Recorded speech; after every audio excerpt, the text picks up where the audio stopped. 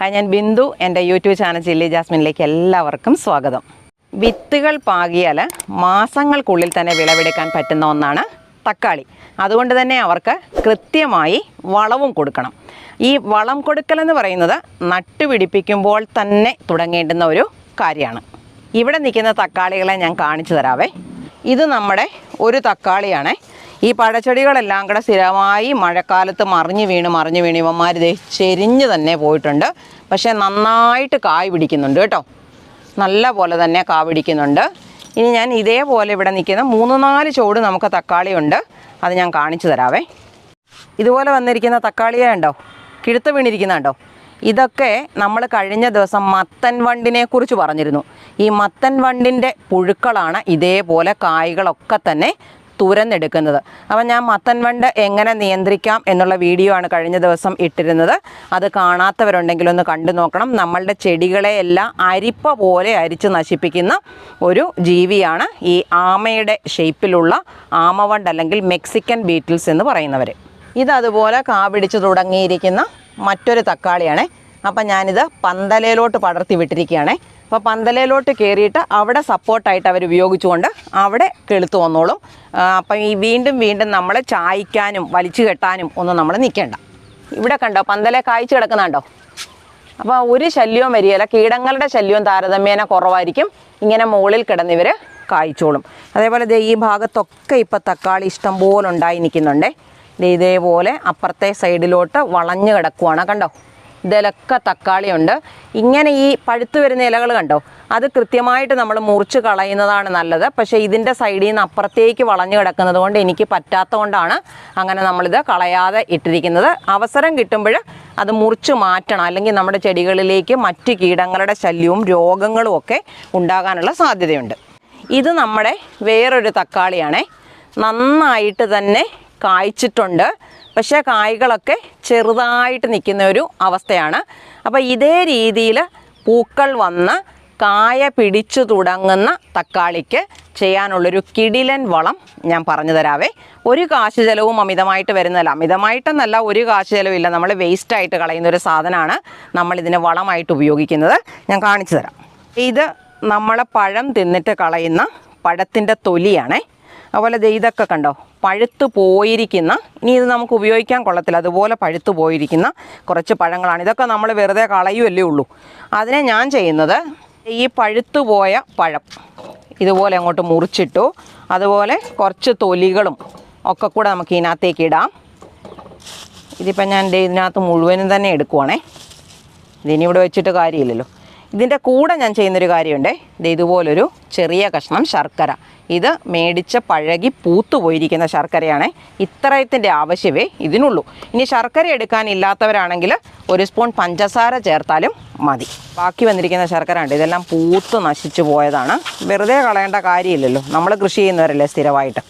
അപ്പം ഞാൻ ചെയ്യുന്നത്, ഇത് നമ്മുടെ ചെടികളുടെ ചുവട്ടിലുണ്ടാകുന്ന കളകളെല്ലാം പറിച്ചിട്ട് വളമാക്കി മാറ്റുന്നൊരു പാത്രമാണേ. അപ്പോൾ ഈ ബാക്കിയുള്ള ശർക്കരയെ ഞാൻ ഇതിനകത്തേക്ക് അങ്ങ് ഇടുക. ഇതിങ്ങനെ ഇട്ടാൽ മതി, അവരങ്ങ് അലിഞ്ഞ് ചേർന്നോളും, കണ്ടോ? എന്നിട്ട് നമ്മളിതങ്ങ് അടച്ചു വെക്കും. ഇതിൽ നിന്ന് കിട്ടുന്ന വളം കണ്ടോണേ. അപ്പോൾ ഇതുപോലൊരു പാത്രം വെച്ചാൽ നമ്മൾ ഈ ടാപ്പ് തുറന്നാൽ മതി, കണ്ടോ? വളം വരുന്ന വരവ് കണ്ടോ? ഇതെടുത്ത് ഇരട്ടിയായിട്ട് നേർപ്പിച്ച് മാത്രമേ നമ്മളുടെ ചെടികൾക്ക് ഒഴിച്ചു കൊടുക്കാവൂ, കണ്ടോ? നമ്മൾ ടാപ്പ് തുറക്കുന്നതിനനുസരിച്ച് നമുക്കിതിൽ നിന്ന് വളം കിട്ടും. അപ്പോൾ ഞാൻ ഈ പഴം ഇച്ചിരി ശർക്കരയും കൂടെ ചേർത്തത് ഇതിനകത്തൊന്ന് അരച്ച് കൊണ്ടുവരാവേ. അപ്പോൾ നമ്മൾ ഇത് അടിച്ചെടുത്തുകൊണ്ട് വന്നിട്ടുണ്ട്. ഇതിൻ്റെ കളർ കണ്ടോ? അതുപോലെ തന്നെ അതിൻ്റെ ആ ഒരു കൊഴുപ്പും നമുക്ക് മനസ്സിലാക്കാം. ഇനി നമ്മളിത് ഈ കൊഴുപ്പിൽ ചെടിയുടെ ചോട്ടിൽ നമുക്ക് ഒഴിച്ചു കൊടുക്കാൻ പറ്റത്തില്ലേ. അങ്ങനെ ഒഴിച്ചു കൊടുത്തു കഴിഞ്ഞാൽ ചെടിയുടെ ചോട്ടിലുള്ള എയർ സർക്കുലേഷൻ ബ്ലോക്കായി പോവുകയും അങ്ങനെ ചെടി ചിലപ്പോൾ നശിച്ചു പോവുകയും ചെയ്തേക്കാം, ഉണങ്ങിപ്പോവും. അപ്പം ഞാൻ ചെയ്യുന്നത് ഇതിൽ നിന്ന് കുറച്ച് ഈ ഒരു കപ്പിനകത്തേക്ക് ഒഴിക്കുവാണേ. കണ്ടോ, ഒരു 1/4 ഭാഗം ഒഴിച്ചിട്ടുണ്ട്. അതിനകത്തേക്ക് നമുക്ക് വെള്ളം ചേർക്കണം. അപ്പോൾ ഈ വെള്ളം ചേർക്കുന്നതിന് മുന്നേ ഞാൻ ഇതിനകത്തോട്ട് ഒരു കാര്യം കൂടെ ചേർക്കുന്നുണ്ടേ. ഇത് നമ്മുടെ സ്യൂഡോമോണാസ് ആണേ. ഈ തക്കാളി പോലെയുള്ള ചെടികൾക്ക് ഏത് വളർച്ചാ ഘട്ടത്തിലും വാട്ടരോഗം പിടിക്കാം. അത് ഇല്ലായ്മ ചെയ്യുന്നതിനെ സഹായിക്കുന്ന നല്ലൊരു ജൈവ കീടനാശിനിയാണ് നമ്മുടെ സ്യൂഡോമോണാസ്. ജൈവ കീടനാശിനി മാത്രമല്ല, നല്ലൊരു ജൈവ വളമായും പ്രവർത്തിക്കുന്ന ഒന്നാണ്. ചെടികളുടെ നല്ല വളർച്ചയ്ക്കും നന്നായിട്ട് കായ്കൾ ഉണ്ടാകാനും ഒക്കെ സഹായിക്കും. അതുപോലെ തന്നെ വാട്ടരോഗത്തിനെ ഒഴിവാക്കുകയും ചെയ്യും. അപ്പോൾ നമുക്കിതേ ഇതിനകത്തുനിന്ന് ഒരു സ്പൂണ്, അതായത് 20 ഗ്രാമാണ് നമ്മൾ പറയുന്നത്. ഏകദേശം ഞാനിപ്പോൾ ഒരു സ്പൂണ് സ്യൂഡോമോണാസിനെ നമ്മൾ ഉണ്ടാക്കി വെച്ചിരിക്കുന്ന ഈ സ്ലറിക്കകത്തോട്ട് ഒഴിക്കുവാണേ. ഇത് ഒഴിച്ചതിന് ശേഷം ഇതിനെ നമുക്ക് നല്ലവണ്ണം ഇളക്കി ഇതിനകത്ത് മിക്സ് ചെയ്യിപ്പിക്കാം. പിന്നെ ഇത് ഇളകി ചേർന്നാൽ മതി, കാരണം നമ്മൾ ചോട്ടിലേക്ക് ഒഴിച്ചു കൊടുക്കുന്നതാണ്. അതുകൊണ്ട് ഇതുപോലെ ഇളകി ചേർന്നാലും മതി. ഇനി നമുക്ക് ഇതിനകത്തേക്ക് അത്രയും തന്നെ, അതിൽ അല്ലെങ്കിൽ കുറച്ച് കൂടുതൽ വെള്ളം ഒഴിച്ചാലും കുഴപ്പമില്ല. നമ്മളിതിനകത്തൊരു 1/4 ഭാഗം മാത്രമാണ് ഈ കപ്പിനകത്ത് ഈ സ്ലറി എടുത്തിരുന്നത്. അപ്പം ബാക്കി ഞാൻ ഇതൊരു 3/4 കപ്പാക്കി മാറ്റിയിട്ടുണ്ട്. ഇനി നമുക്കിതിനെ ചെടിയുടെ ചുവട്ടിൽ എങ്ങനെയാണ് ഉപയോഗിക്കേണ്ടതെന്ന് നോക്കാം. അപ്പോൾ ഇത് നമ്മുടെ കായ്ച്ചു നിൽക്കുന്ന ഒരു തക്കാളിയാണ്. അപ്പോൾ അതിൻ്റെ ചുവട്ടിലാണ് ഞാനിത് ചേർക്കാൻ പോകുന്നത്. അപ്പം വേണമെങ്കിൽ നമുക്കിതിൻ്റെ മണ്ണൊന്ന് ഇളക്കി കൊടുക്കാവേ. തക്കാളി ചെടികൾക്ക് പെട്ടെന്ന് വേര് പൊട്ടിയാൽ വാട്ടരോഗം പിടിക്കുന്നതാണ്. അതുകൊണ്ട് ഞാൻ ഇതിൻ്റെ ചുവട് ഇളക്കുന്നില്ല. ഇപ്പോൾ പറമ്പിലെ മണ്ണിലൊക്കെ നട്ടുപിടിപ്പിക്കുന്നവരാണെങ്കിൽ കുറച്ച് ദൂരേക്ക് മാറ്റി മണ്ണൊന്ന് ഇളക്കി കൊടുക്കാം. ഞാനിപ്പോൾ ഇതേ പാകത്തിന് ഈ വിരൽ കൊണ്ട് അല്ലെങ്കിൽ കൈ കൊണ്ട് ഒന്ന് പതുക്കെ ഇതിൻ്റെ ചുവടൊന്ന് ഇളക്കി കൊടുക്കുന്നതേ ഉള്ളേ. വേരൊന്നും പൊട്ടാതെ സൂക്ഷിച്ചു മാത്രമേ അങ്ങനെ ചെയ്യാവുള്ളൂ. എന്നിട്ട് ഈ തണ്ടിൽ നിന്ന് കുറച്ച് ദൂരേക്ക് മാറ്റി വേണം നമ്മൾ എടുത്തിരിക്കുന്ന ഈ സ്ലറിയെ ഒഴിച്ചു കൊടുക്കാൻ. അപ്പം ഞാൻ ഇത് ഈ ചെടിയുടെ ചുവട്ടിൽ നിന്ന് തണ്ടിൽ നിന്ന് മാറ്റി കുറച്ച് ഒഴിച്ചു കൊടുക്കുക.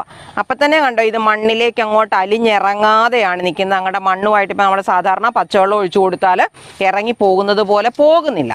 അപ്പം നമ്മൾ ചെയ്യേണ്ടതെന്ന് പറഞ്ഞാൽ ഇതിൻ്റെ മുകളിലേക്ക് ഇപ്പം നമ്മൾ ഈ ഒഴിച്ചു കൊടുത്തിരിക്കുന്നത് പഴത്തിൻ്റെ തൊലിയാണേ. അപ്പം വേപ്പിൻ പിണ്ണാക്കുള്ളവരാണെങ്കിൽ വളരെ കുറച്ച് മതി കേട്ടോ.